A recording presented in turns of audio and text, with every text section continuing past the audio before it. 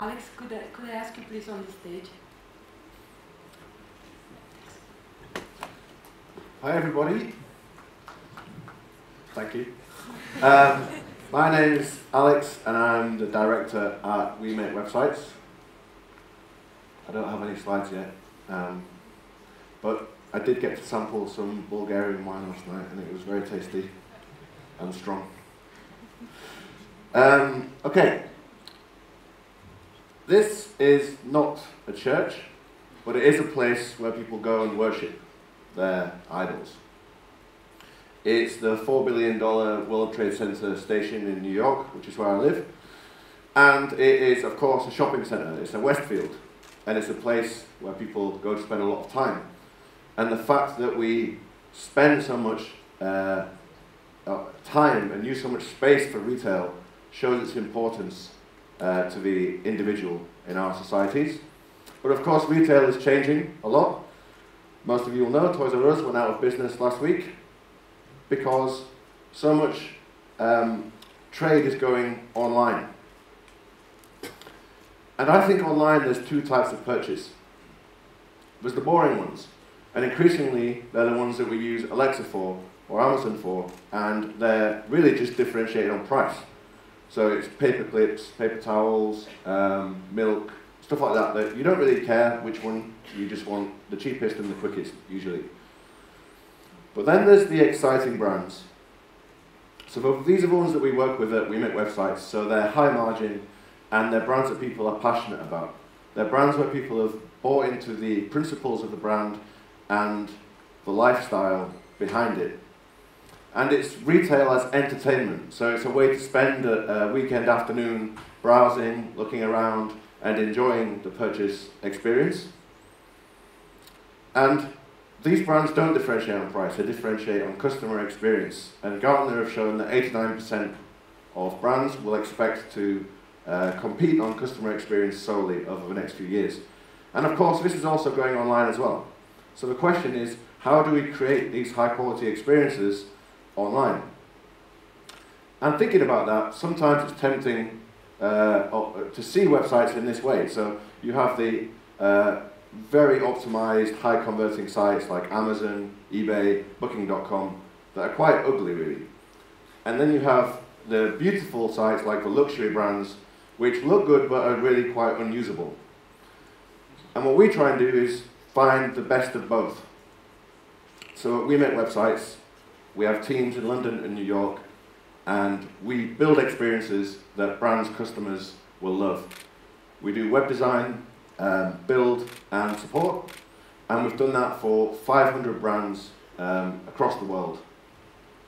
And for the brands that we work with, the brand itself is often the main asset. It's something they differentiate on, it's something that they need to convey throughout the experience. And when they're going online, they're very careful about how it comes across. And we build our websites on Shopify Plus, so most of you will know the platform. There's about 500,000 merchants on there, and we use the enterprise version, which is called Shopify Plus. And we like it because it avoids reinventing the wheel. It's secure, PCI compliant, fast, extendable, easy to use, SEO friendly. In short, it is a faster way to market whilst also decreasing the cost of ownership. And we've brought more household name brands onto Shopify than anyone else. And this is the result. So I'm going to talk to you today about some of the ways that we do this.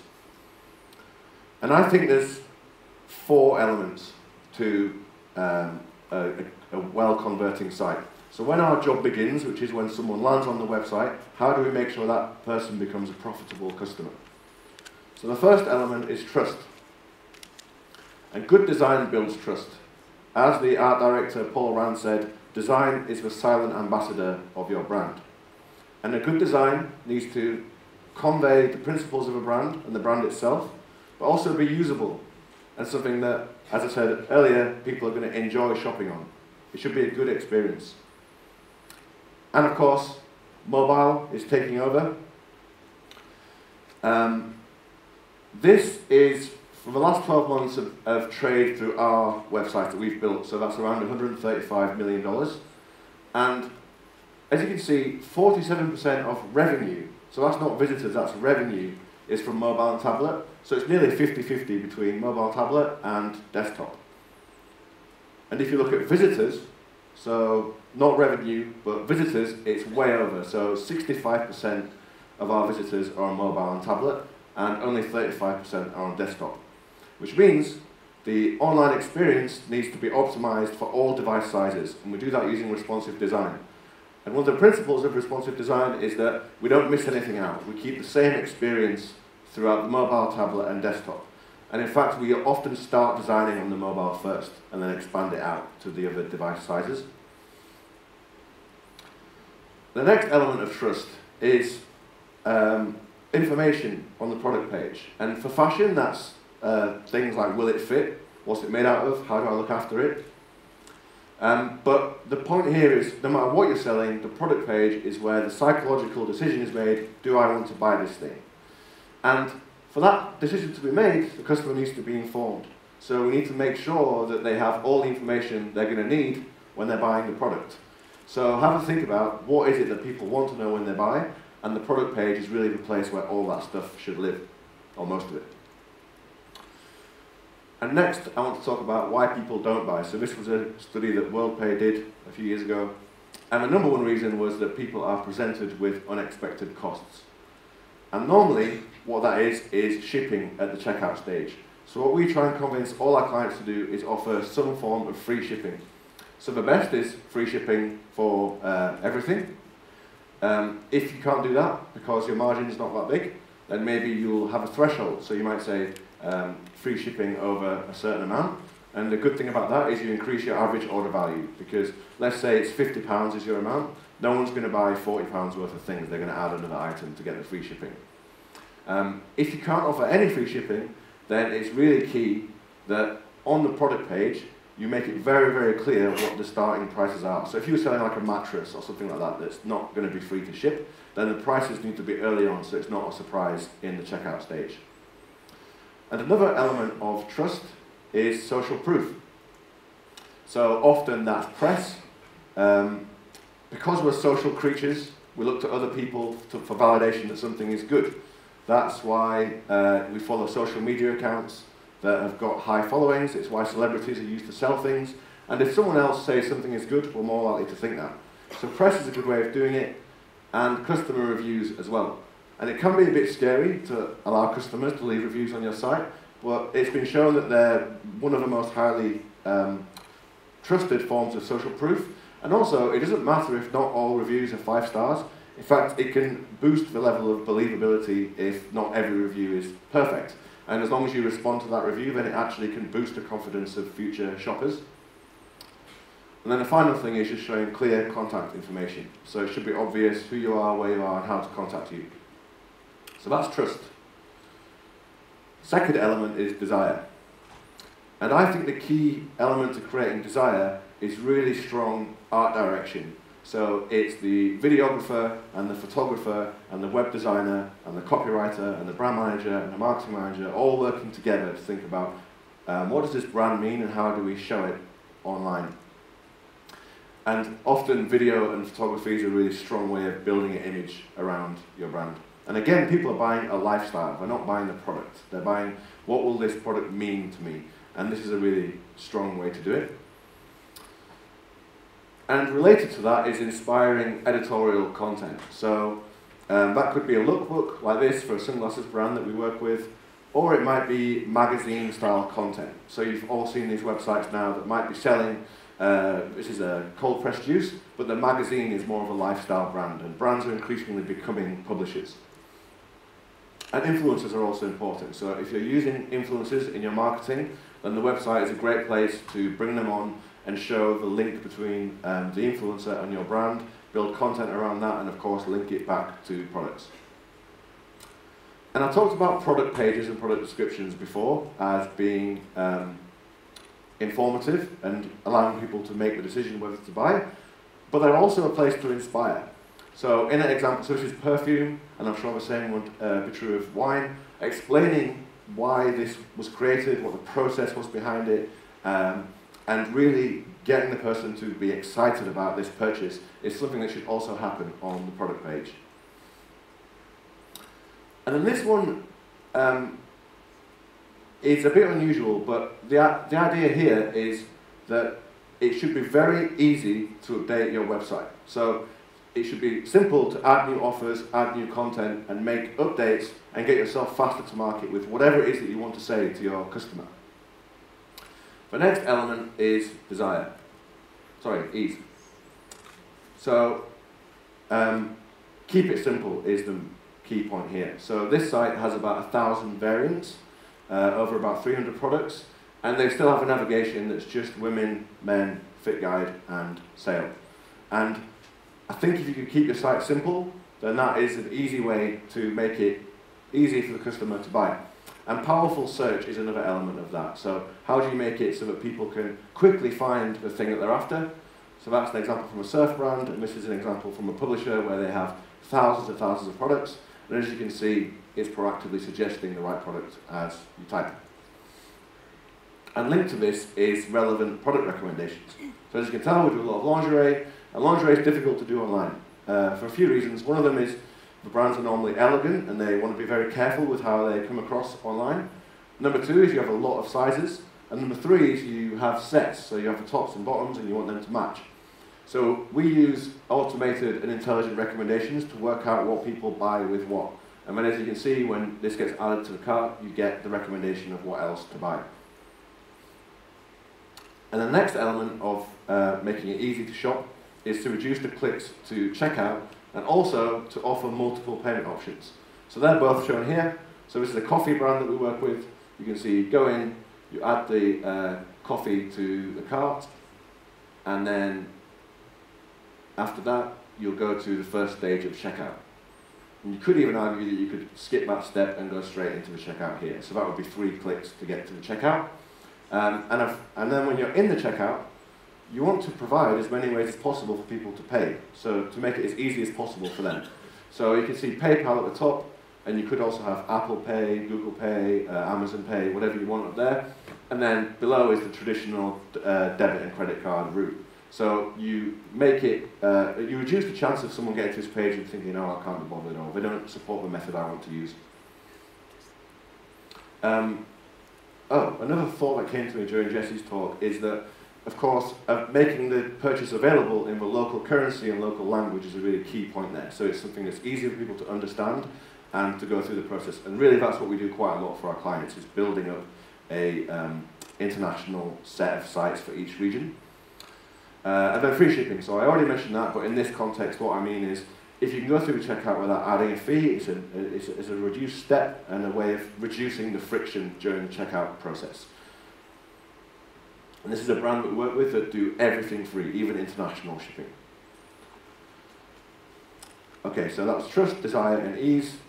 Final one is stickiness. Now, what I mean by stickiness is most people won't buy first time. So let's say your conversion rate is 2%.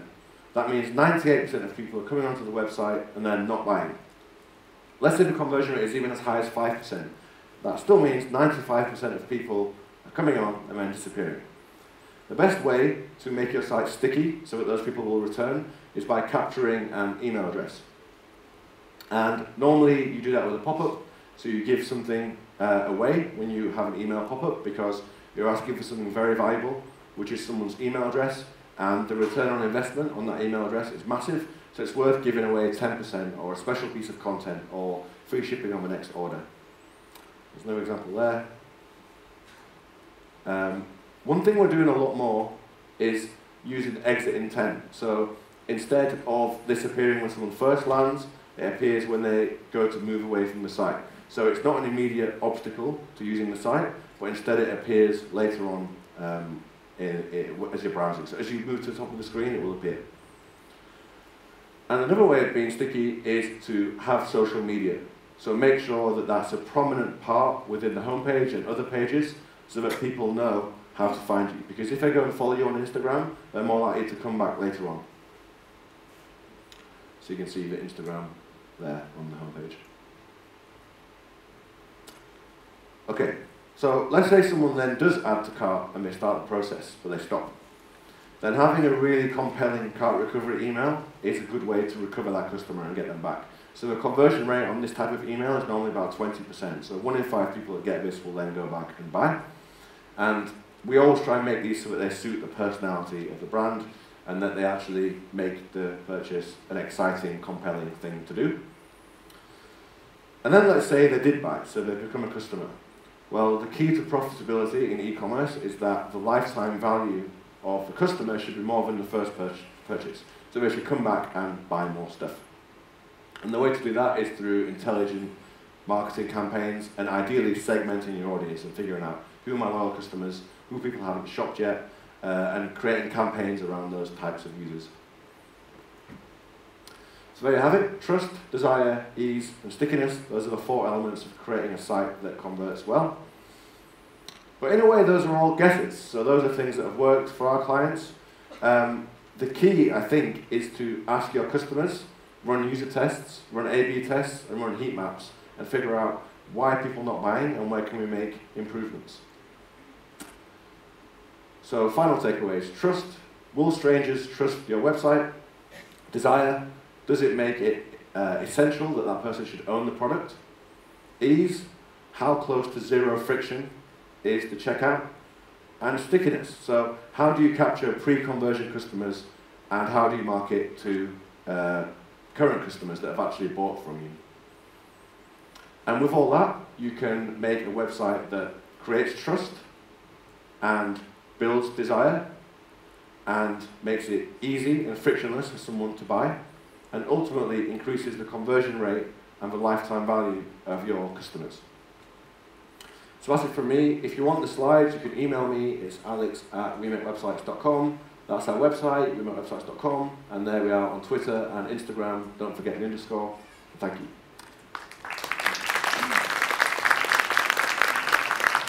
Thanks, Alex. I have so many questions, so Right. could you stay for a second? Anyone? Any questions before I start? No? Okay. Because we have this tendency here. I don't know why. Maybe because it's a nation of technologically advanced people with a long history of techies, right? But we tend to go for proprietary software instead of off the shelf. Yeah. And I want to use it to really emphasize on why, especially for beginners, it's really the worst way to go. So we have done that before as well. So when we started our company 8 years ago, we were trying everything and also trying to build our own. Ultimately, like I said, you are trying to reinvent the wheel, which is pointless. And when you are a retail brand, really your specialism or your competency is product, so getting good product, building a brand that people can relate to, and marketing that brand to an audience. It is not building a technology platform. Unless you are an Amazon or something like that, it is never the technology. And therefore, if you can use something that's off the shelf, you can imagine that you're starting further along. You're on the shoulders of a giant. You know that it is something that is already well developed. And then the other thing is, this is why we moved to Shopify, but it's the same for any hosted platform. They upgrade it all the time. They maintain it. They do PCI compliance. They do the security. They do the hosting, which is something we could never do that well, or the brands we work with could never do that well. So you basically get the advantage, you outsource something and get the advantage of someone that is really good at doing it, and then it allows you to focus on your business.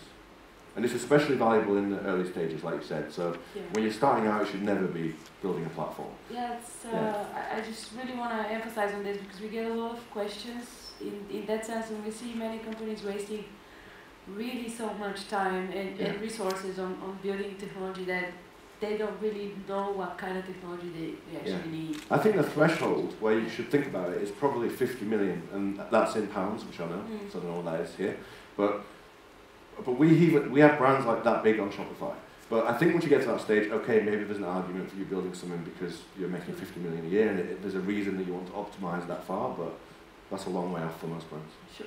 You mentioned that content is important, like finding stuff on the website is important, and I just want to refer to that into really building the product descriptions that make sense, right? Because for this search engine to work, you need to build a really good database of describing your products. Do you have some some like industry standards maybe on, for example, if you sell fashion, do you go with some skeleton or some? Are there some rules on building the product descriptions or some content?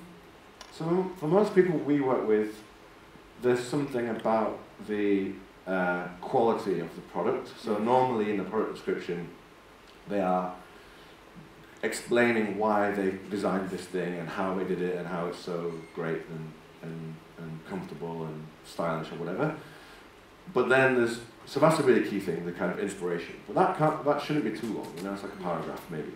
But then the next thing is normally the kind of FAQs almost, like the care instructions and the sizing, what size the model is wearing, you know, all this kind of stuff that helps the person to judge the kind of practical elements. And then normally after that you have like your standard delivery information and returns information, which normally is the same for all your products, not always, but usually. And then between those four things, you kind of covered everything, I think. Perfect. And last question from me, and I just want to kind of move to the next guest with this.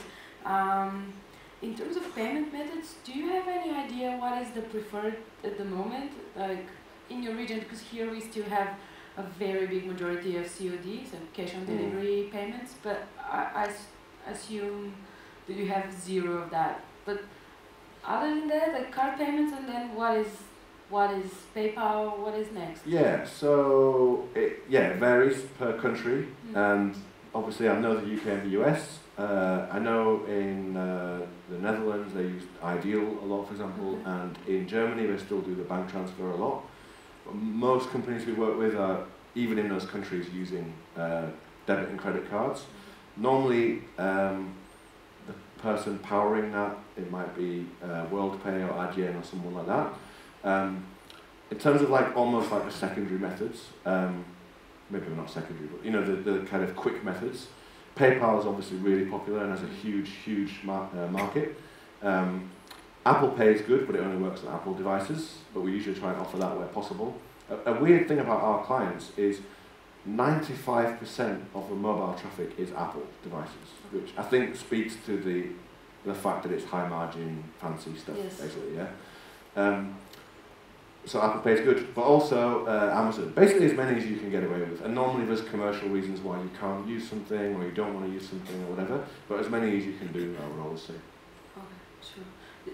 In your opinion, that doesn't confuse people, right? So as much as you can. No, they will know that, oh, that's the PayPal logo and I use that. Yeah. Perfect. Thanks a lot.